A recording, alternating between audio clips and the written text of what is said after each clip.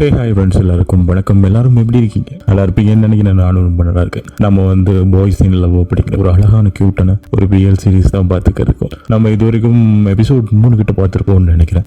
இதுக்கப்புறம் அடுத்த எபிசோடான 4வது தான் பார்க்க போகிறோம். இதுக்கு முன்னுக்கு பார்க்காதவங்க எல்லாருமே என்னோட சேனலில் கொஞ்சம் விசிட் பண்ணி பாருங்கள், ஓகேவா? உள்ள என்ன இருக்குது அப்படின்னு. அது மட்டும் இல்லாமல் இதுக்கு முன்னுக்குள்ள சீரீஸ் எல்லாம் நான் சேனலில் போட்டிருக்கேன், அதையும் பாருங்கள். அப்புறம் அதுக்கு முன்னே சப்போர்ட் பண்ணுறதுக்காக சப்ஸ்கிரைப் பண்ணுங்கள், லைக் பண்ணுங்கள், ஷேர் பண்ணுங்கள், அதை மறந்துடாதீங்க, ஓகேவா? நம்ம இன்னைக்கு பாய்ஸ் இன் லவ் அப்படிங்கிற சீரிஸோட எபிசோட் 2 பார்க்க போகிறோம். வாங்க கதைக்குள்ளே போவோம். ஃபர்ஸ்ட் டே எடுத்த உடனே என்ன காட்டுறாங்கன்னா, நம்மளோட தார். இந்த ஸ்டோரியில் நான் நேம்லாம் மாற்றி கொஞ்சம் வச்சிருப்பேன். ஸோ அதே நேமோடையே போகும், கண்டினியூ பண்ணுவோம். கொஞ்சம் அதெல்லாம் பெருசாக எடுத்துக்காதீங்க. என்ன தாரை தான் காட்டுறாங்க. நம்மளோட சண்டைக்கொழி தாஷ் இறங்குறான். அப்படியே ஸ்மைல் பேஸாக இருக்கான். இன்னைக்கு பையன் என்ன நடக்க போகுது அப்படின்னு யோசிச்சா அப்படியே அவன் சிரிச்சுக்கிட்டு அந்த ஸ்கூட்டியை விட்டு இறங்குறான். அப்போது பக்கத்தில் ஒரு கார் நிற்கிது. யாடான்னு பார்த்தா நம்மளோட நாசர் தான் இறங்குறான். பார்த்ததுமே நம்ம பையனுக்கு ஒரு திருப்பு, அப்படியே மூஞ்சி ஃபுல்லா என்ன நடக்குது, இது எங்க கொண்டு போய் முடிய போகுது, பார்க்கலாம் என்ன நடக்கும் அப்படின்னு. நாத்து இறங்கி தாருக்கு ஹாய் சொல்லும். தாரும் சந்தோஷமா ஹாய் காட்டுறாங்க. அப்புறம் என்ன பார்த்தா பக்கத்துல ஒருத்தர் இறங்கி நாக்கையில போனை கொடுக்குறான். தாருக்கு இதை பார்த்ததுமே மூஞ்செல்லாம் அப்படியே மாறி போகுது. அவனோட சிரிப்பெல்லாம் மறைஞ்சிருது. சம்திங் ராங் அப்படின்னு தான் சொல்லணும். அந்த மாதிரி அங்க நடந்துக்கிட்டு இருக்கு. அப்புறம் என்ன மூஞ்ச சுருக்கிட்டான், சண்டைக்கொழியா மாறிட்டான். நாத்தை பார்த்தும் பார்க்காத மாதிரி அங்க கிளம்பிடுறான். நாத்தி யோசிக்கிறான், என்னடா அவனுக்கு நடந்துச்சு, இப்போ நல்லா சிரிச்சானே, உடனே மூஞ்ச மாத்திட்டு போயிட்டானே அப்படின்னு யோசிக்கிறான். இதை பாக்குற நமக்கு தானே தெரியும் என்ன நடக்குது அப்படின்னு. அடுத்து ஸ்கூல்ல பிரின்சிபல் தான் பேசிட்டு வராரு.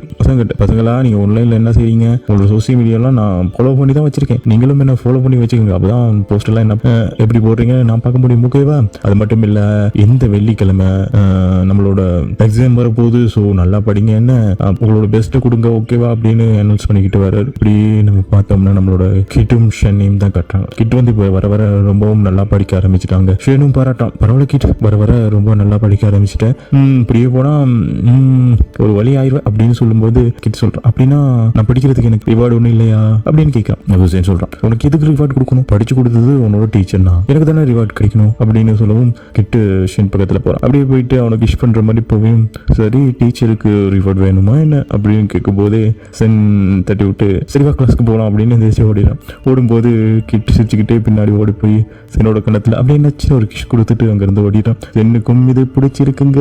பையன் சிரிக்கிறான். பாருங்களே, நீங்களே சிரிக்கும் போது ஷென் அழகா இருக்கும். யார்டா அந்த சிரிப்பை நான் எங்கேயோ பார்த்துருக்கேன் அப்படின்னு பார்த்தா நம்மளோட டூகெதர்ல ஒரு ஷரவாத் டைனுங்கிற ஒரு அழகான கப்பல் வரும்ல, அதுல டைன் இருப்பான்ல, அவனோட பிரதர் அங்க.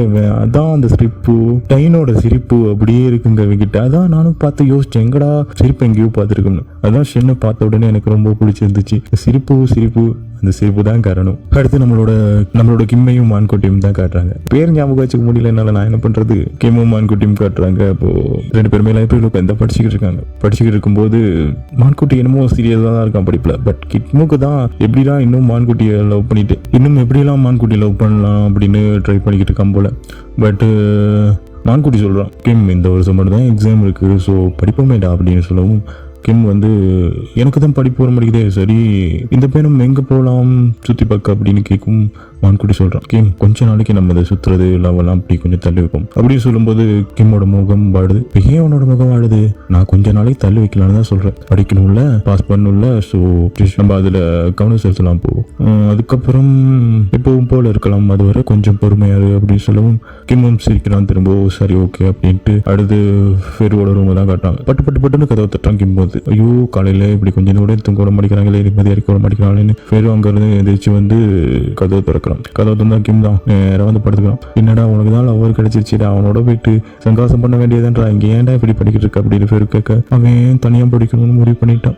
கொஞ்ச நாளைக்கு லவ்வெல்லாம் தள்ளி வைக்கணுமோ அப்படின்னு கிம் சொல்லும்போது, ஐயோ இது வேறையா அப்படின்னு ஃபெரு அடிக்கிறான். அப்போ அங்கிருந்து வேன் கதவை திறந்துட்டு வந்துடுறான் உள்ளுக்கு. வேன் கிட்ட ஃபெரு கத்துறான், உனக்கு கதவை தட்டிட்டு வரணும்னு தெரியாதா, ஏன் இப்படி வர்ற அப்படின்னு கேட்கும்போது, கதவை திறந்துச்சுன்னா உள்ள வந்தேன், அப்படின்னு சொல்லி அவங்க சின்னதாக ஒரு கான்வர்சேஷன் அங்கே உள்ளுக்குள்ளே போய்கிட்டு இருக்கு. அடுத்து தாரும் நாத்தும் தான் அவங்களோட ரூமில் தான் இருக்காங்க, ஸ்டாஃப் ரூமில். அப்போது நாத்தோட சோசியல் மீடியாவெலாம் தார் போய் என்னடா இருக்குன்னு அப்படின்னு பார்க்குறான். அவளுக்கு உள்ளே பார்க்கும்போது அந்த இறக்கி விட்டால அவனோட நிறைய சாப்பிட்ற மாதிரி ஃபோட்டோஸ்லாம் இருக்குது. இதெல்லாம் பார்த்து நம்மளோட தாருக்கு மண்டை வெடிக்குது. யாரா இருப்பான் நம்மளோட ஆள் கூட எப்படி இருக்கான் அப்படின்னு யோசிச்சுக்கிட்டே அப்படியே நாத்தை பார்க்கும்போது நாத்து அவன் டெக்ஸ்ட் மெசேஜ் பண்ணிக்கிட்டு இருக்கான் யார் கூட. திடீர்னு சிரிச்சுக்கிட்டே மெசேஜ் பண்ணிக்கிட்டு இருக்கும்போது நம்ம தார் அவனை பார்க்கறத நாத் பார்த்துட்டு பார்க்கவும் டக்குன்னு தார் மூஞ்ச நோமலாக்குற மாதிரி ஆக்கிட்டு அப்புறம் ஃபோன் பார்க்க வரோம். அப்போது அந்த டைமில் பார்த்து நம்மளோட ஷென் வந்து தாரை பார்க்க வரோம். தாரை பார்த்து ஷேர் நீங்கள் கேட்டு புக்கெலாம் எடுத்துகிட்டு வந்துட்டேன் அப்படின்னு கொண்டு வந்து கொடுக்கும்போது தார் கேட்குறான், ஆமாம் ஷேன் நீ ஏதோ லவ்வில் விழுந்துட்டியாமே, உண்மையா ஏதோ டேட் பண்ணுறியாமே அப்படின்னு கேட்கும்போது ஷேன் சொல்கிறான், என்ன சார் சொல்கிறீங்க, அப்படிலாம் ஒன்றும் இல்லை, யார் சொன்னா அப்படின்னு கேட்கும். உன்னோட ஃப்ரெண்ட் தான் சொல்லிக்கிட்டு இருக்கான். என்ன சார் நீங்கள் பேசுகிறீங்க, இதெல்லாம் தேவையில்லாத ஒரு ஆணி, நான் போகிறேன் அப்படின்ட்டு அங்கேருந்து ஷென் போவையும் தார் கத்துறான். ஷென் இங்கே பாரு, லவ் பண்ணுறது ஒன்றும் தப்பு கிடையாது, டேட்டிங் போகிறதும் தப்பு கிடையாது, பிடிச்சிருந்துச்சுன்னா சாப்பிடவா கூப்பிடுறதும் தப்பு கிடையாது, இப்போலாம் எல்லாமே நார்மல் ஆகிருச்சு, டேட் போகிறது என்ன தப்பா, பிடிச்சிதான் டேட் தான் கூப்பிடணும் அப்படின்னு நம்ம நாத்தை பார்த்துக்கிட்டு ஒரு மாதிரி சொல்கிறோம். அப்படின்னா நான் கூட நம்ம தாருக்கு டேட் பிடிச்சிருக்குதான் போல. அப்படியே கட் பண்ணி அடுத்து ஃபேன் பேரோட ரொம்ப தான் காட்டுறாங்க. அப்போ கிம் உட்காந்து புலம்பிக்கு இருக்கான், என்ன போய் தனியாக உட்கார வச்சுட்டாங்களேடா, எனக்கு அவனை பார்க்காம இருக்க முடியலையே, என்ன பண்றது, ஆனா அவனுக்கு என் நினைப்பு கூட இல்லை, பாரு மெசேஜ் அனுப்பியிருக்கேன், ஒரு மெசேஜ் கூட பார்க்க மாட்டான், என் சோகப்பாட்டெல்லாம் பாட்டா அனுப்பியிருக்கேன்டா, அவன் பார்க்க மாட்டேங்கிறான்டா அப்படின்னு அவனோட ஃப்ரெண்ட்ஸ் கிட்ட புலம்பிக்கு இருக்கும்போது அவனுங்க சொல்றாங்க, சரி உன் ஆளு பார்க்கலன்னா ஏதாவது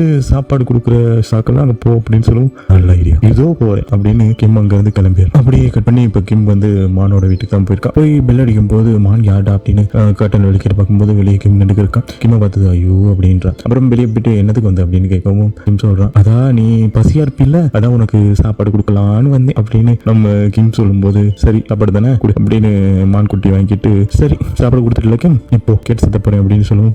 மான் கொஞ்சம் மான் உங்களோட வாஷ்ரூமை கொஞ்சம் யூஸ் பண்ணிக்கலாமா அப்படின்னு சொல்லவும் சரின்னு மானும் கிம் உள்ள வரும். கிம் உள்ள போயிட்டு மெசேஜ் தான் பண்ணிக்கிறான், ஒரு வழியும் உள்ள வந்துட்டுனா எப்படியாவது இங்கே டேரா போட்டணும் அப்படின்னு அவனோட ஃப்ரெண்ட்ஸ் கிட்ட சொல்லிட்டு அப்புறம் கிம் வெளியே மான் குட்டி பார்த்துட்டு சரி வாஷ்ரூம் போயிட்டு வந்துட்டியா, சரி போ நான் கதை சுத்த போறேன் அப்படின்னு. மான் நான் போகணுமா, உனக்கு என் மேல உனக்கு என்னோட நினைப்பே வராதா, பாரு நான் உனக்காக எவ்வளவு மெசேஜ் அனுப்பியிருக்கேன், நினைப்பெல்லாம் இல்லாம இல்ல, நான் இப்போ படிச்சதானே எக்ஸாம்ல நல்ல மார்க்ஸ் வாங்க முடியும், நீ என் பக்கத்துல இருந்தா என்னோட கவனம் பண்ண உன்னோட மேல தாண்டா இருக்கும், அதனாலதான் நான் உன்னை போக சொல்றேன் அப்படின்னு சொல்லுவோம். அப்போ கிம் சொல்றான், மான் ப்ளீஸ் கொஞ்சம் உன்னை விட்டு தூரமா இருக்கேன், ஆனா நான் உன்னை டிஸ்டர்ப் பண்ண மாட்டேன், உன் கூடயே இருக்கேன்னு, எனக்கு உன்னை பார்க்காம இருக்கேன் இல்ல, என் தங்கச்சல் இல்ல, என் தங்கம் இல்ல, என் பட்டு இல்ல, என் வைரம் இல்லைன்னு கொஞ்சம் முள்ள மான வலிக்கு கொண்டு வரான்.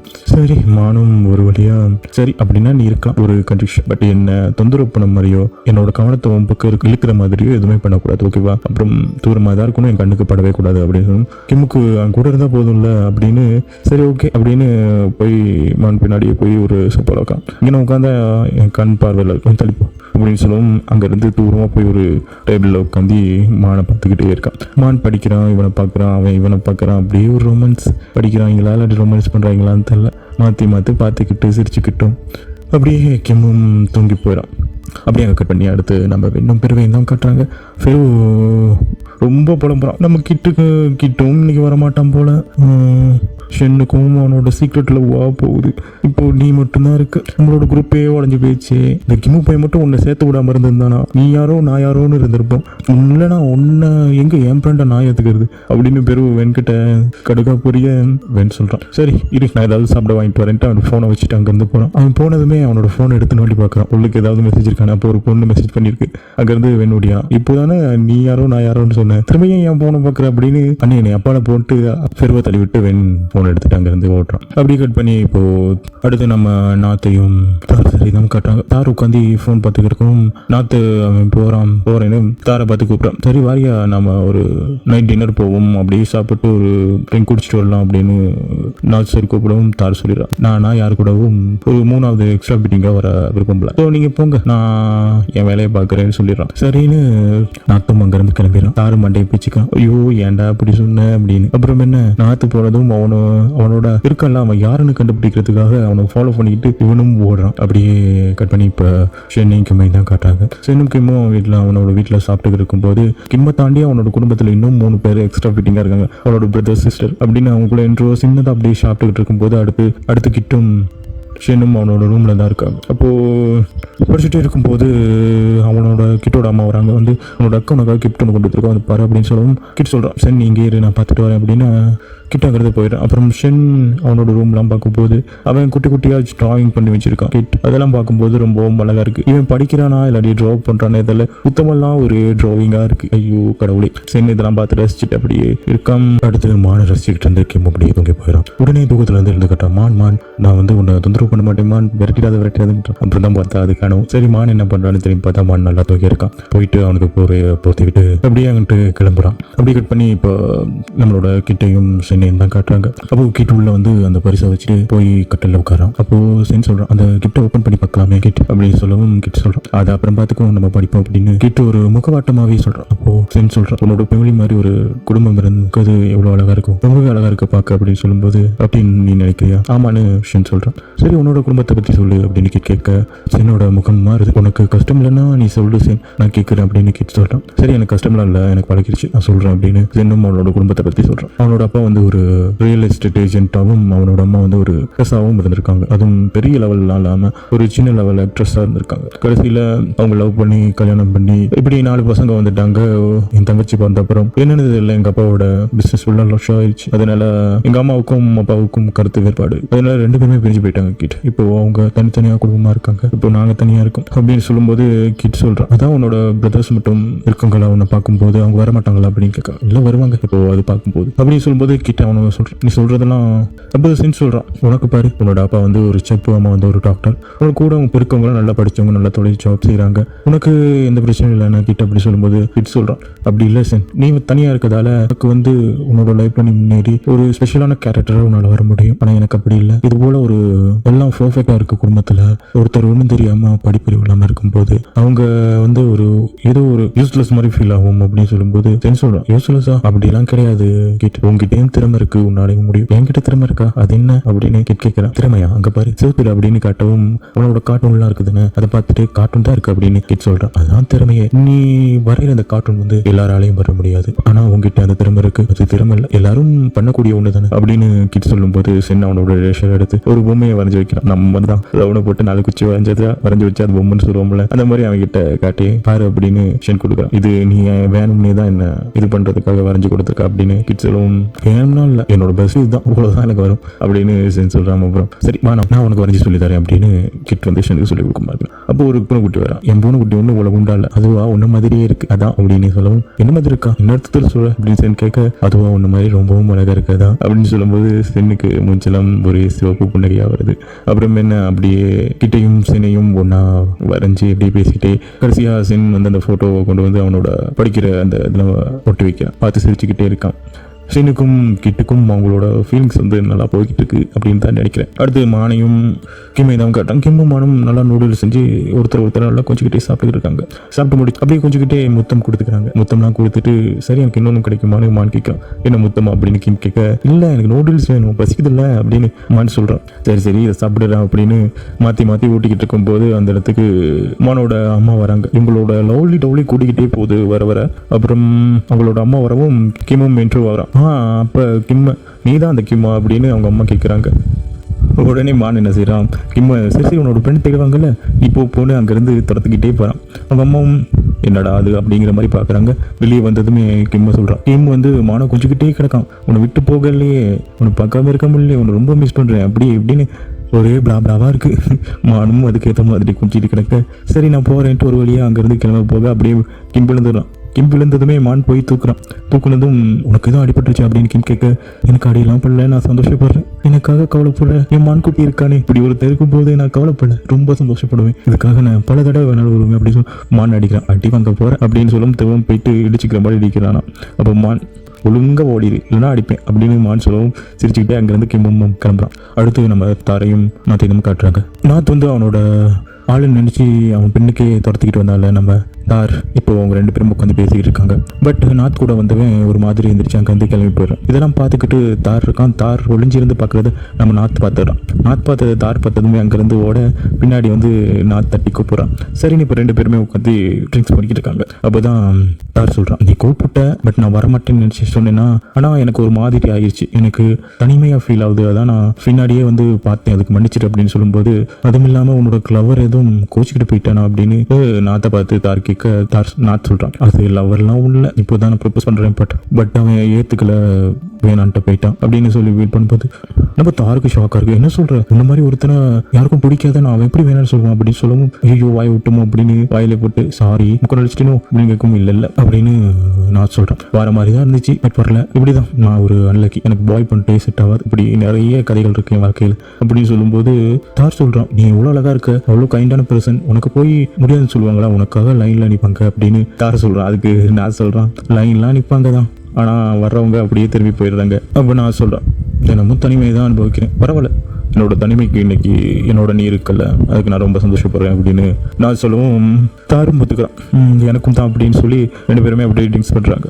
அடுத்து எக்ஸாம் டேட் தான் வருது. எல்லாரும் அதுக்கு முன்புறமாக தயாராகி இருக்கும்போது கிட் வந்து சென் வரைஞ்சி கொடுத்தால அந்த ரேசரை வச்சு பார்த்துக்கிருக்கான். அப்போ கணக்காக அந்த இடத்துக்கு ஷென் வரான். அப்படியே ஷென்னும் கிட்டும் பார்த்துக்கிறாங்க. பார்த்துக்கிட்டு அப்படியே ஒருத்தரை தாண்டி போகும்போது அந்த கைகள் ரெண்டும் அப்படியே பிடிச்சிக்கிட்டு ஒருத்தர் விட்டு பிரிகிற மாதிரி பண்ணுறாங்க. கிட்டோட கை விலகி போனதுமே சென் அந்த கையை எடுத்து பார்க்குறான். அவனுக்கு ஒரு சந்தோஷம், அவன் நிம்மதியாக இருக்க மாதிரி அவனுக்கு ஃபீல் ஆகுது போல. அப்படியே அந்த ஸ்கூலுக்குள்ள ஸ்டூடெண்ட்ஸ் கவுன்சிலிங்லேருந்து உள்ள ஒரு லேடி வராங்க. அப்படியே அனௌன்ஸ்மெண்ட் தான் போகுது. அடுத்து கிம்மை தான் காட்டுறாங்க. கிம் ரொம்பவும் சந்தோஷமாக இருக்கான். எக்ஸாம்லாம் முடிஞ்சிடோ இந்த பேப்பரெல்லாம் தூக்கி போட்டு சந்தோஷமாக இருக்க போகிறேன் அப்படின்னு பேப்பர்லாம் தூக்கி வீசும்போது பேர் சொல்கிறான். அப்படின்னா வீசாத தங்கம், அடுத்து நம்ம தான் அந்த குப்பையெல்லாம் வேண்டி வரும், ஸோ அந்த மாதிரி வேலையெல்லாம் பார்க்காதடா லூசு பேர் அப்படின்னு சொல்லும்போது ஷென்னும் இதை பார்த்து செஞ்சுக்கிருக்கான். ஒரு எக்ஸாம்லாம் முடிஞ்சு அப்படின்னு சந்தோஷமாக இருக்காங்க போல். அப்போ கிம் சொல்கிறான் அவனோட ஃப்ரெண்ட்ஸ் கிட்ட, நானும் மான்குட்டியும் இனிமேல் ரொம்ப சந்தோஷமாக இருப்போம், மான்குட்டி கவனம் ஃபுல்லாக என் மேலே தான் இருக்கும், ஏன்னா எக்ஸாம் முடிஞ்சிருச்சு இல்லை, நாங்கள் 2 பேரும் லவ்லியாக இருப்போம், எல்லா இடமும் சுற்றுவோம் அப்படின்னு அடித்து விட்டுக்கிட்டு இருக்கும்போது மைக்கில் அனௌன்ஸ் வருது, கிம் உன்னோட பேரில் ரிப்போர்ட் வந்திருக்கு, சீக்கிரம் ஸ்டூடெண்ட்ஸ் கவுன்சிலிங்க்கு வா அப்படின்னு சொல்கிறாங்க. அப்போ கிம் சொல்கிறான், அது நேமே எதுவும் தப்பாக சொல்லியிருக்கோம்டா, மற்றபடி ஒன்றும் இல்லை, நான் என்ன தப்பு பண்ணேன், நான் ஒன்றுமே பண்ணல அப்படின்னு சொல்லி இருக்கும்போது திரும்பவும் அனௌன்ஸ்மெண்ட் வருது, கிம் உங்களோட பேரில் தப்பும் நடந்திருக்கு, சீக்கிரமாக ஸ்டூடெண்ட்ஸ் கவுன்சிலிங்க்கு வாங்க அப்படின்னு சொல்லவும் பசங்கள்லாம் ஒரு மாதிரி ஆயிடுறாங்க. அப்புறம் கிம்மும் அங்கே போய் பார்க்குறான். பார்த்தா நம்ம மானோட அம்மா, மான்குட்டியோட அம்மாவா.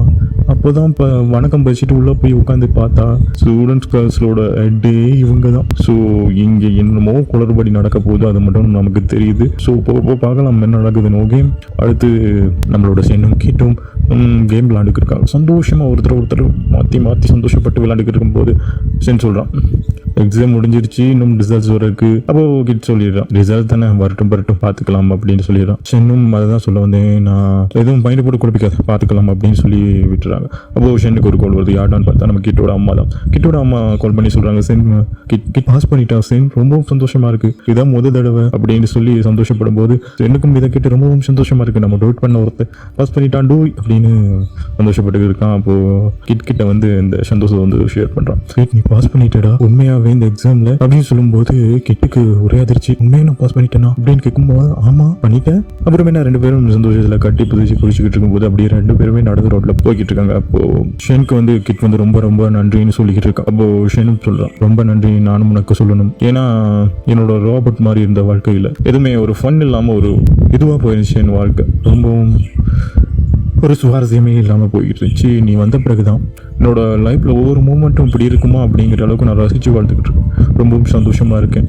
என்னோட லைஃபே சேஞ்ச் பண்ண ஒரு பார்த்த படம் தான் மாறி இருக்குது. ரொம்பவும் சந்தோஷமாக இருக்கேன் அப்படின்னு சொல்லிக்கிட்டே நடந்து போகும்போது ஒருத்தர் கையை பிடிச்சிட்டு அப்படியே அங்கேருந்து நடந்து போகிறாங்க. அப்படியே இந்த பாட்டை அவனை கட் பண்ணி எபிசோட் போக முடியுது ஃப்ரெண்ட்ஸ். ஸோ அடுத்த பாட்டில் இன்னும் சுவாரஸ்யமாக நடக்கும். கிமுக்கு பெரிய ட்விஸ்ட் எதுவும் வைப்பாங்களோ, அவங்களோட அம்மா வேற, மானோட அம்மா வேற ஸ்டூடெண்ட்ஸ் கோர்ஸ்லாம் வந்திருக்காங்க. அதுக்கப்புறம் நம்ம தாருக்கும் நாத்துக்கும் உள்ள லவ் ஸ்டோரி டெவலப் ஆகுது. அப்புறம் வென்ஃபெரு உங்களுக்குள்ள என்ன நடக்க போகுது, இன்னும் அவங்களுக்குள்ள எந்த மூமெண்ட்டுமே நடக்காம இருக்கு. அடுத்து நம்ம ஷென் கிட்டுக்கும் இப்போதான் நெருங்கியிருக்காங்க, கொஞ்சம் கொஞ்சமாக கைப்பிடிக்கிற அளவுக்கு. இன்னும் கொஞ்ச நாளில் அழகான ஒரு பியூட்டிஃபுல்லான மூமெண்ட்ஸ்லாம் நடக்கும் அப்படின்னு நான் நினச்சிட்டு இருக்கேன். ஸோ நீங்களும் என்னோட சேர்ந்து, நானும் உங்களோட சேர்ந்து நம்மளோட இந்த சேனலில் ஓகே, அதுக்காக நீங்கள் அடுத்த பாட்டுக்காக வெயிட் பண்ணுங்கள். அது வரைக்கும் நான் உங்களோட தேங்க்யூ ஃப்ரெண்ட்ஸ், வாட்ச் பண்ணதுக்கு அடுத்த பாட்டெலாம் பார்க்கலாம். தேங்க்யூ.